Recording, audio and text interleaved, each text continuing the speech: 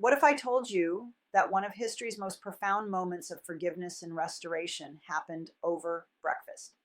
Today, we're exploring an extraordinary encounter by the Sea of Galilee that completely transformed the relationship between a teacher and his failed student. You know what fascinates me most about this story?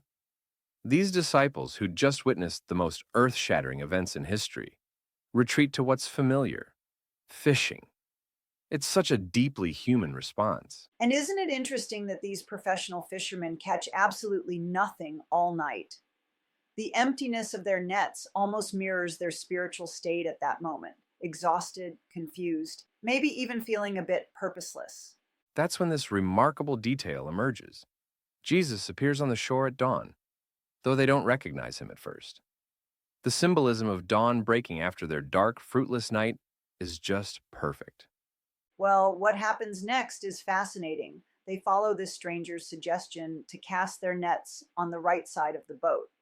John records the exact number 153 large fish. That kind of precise detail really emphasizes that he was an eyewitness. Hmm. And then there's this incredibly significant detail about the charcoal fire.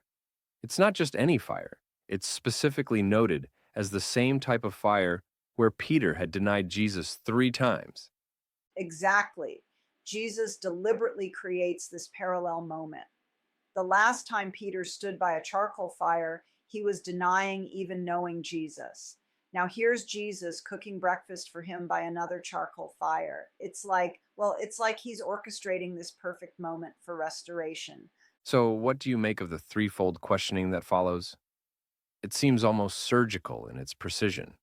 That's such a crucial point. Jesus asks Peter 3 times, "Do you love me?"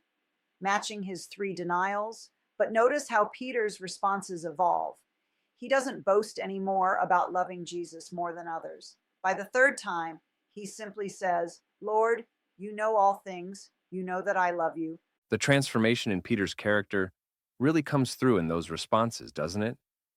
From the man who once bragged he'd never denied Jesus to someone expressing such humble dependence. And with each response, Jesus gives Peter this specific commission: feed my lambs, take care of my sheep, feed my sheep. He's not just forgiving Peter, he's entrusting him with responsibility. Historical records suggest Peter went on to lead the early church until his martyrdom around 64 AD under Emperor Nero. That brings up another fascinating aspect how Jesus actually predicts Peter's martyrdom right there. Yet when Peter asks about John's fate, Jesus essentially says, "That's not your concern." Right. And that response feels so relevant today. We're all prone to comparing our paths with others, wondering why someone else's journey looks different. But Jesus makes it clear each follower has their own unique path. Well, what really strikes me is how this whole encounter happens in such an ordinary setting. Jesus doesn't summon them to a temple. He meets them while they're fishing and cooks them breakfast. That's such an important observation. And look at how he provides for them. He already has fish cooking when they arrive, but still asks them to bring some of their catch. It's like he's demonstrating this beautiful partnership. He doesn't need their help, but he wants their participation. The way John ends this account is pretty remarkable too, saying if everything Jesus did were written down, the world couldn't contain all the books.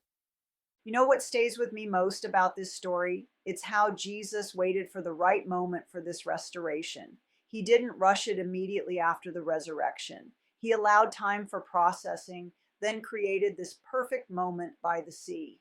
It shows such deep understanding of human nature and the healing process.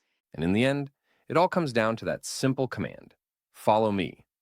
Not follow me if you never fail, or follow me if you have it all figured out. Just follow me. Exactly.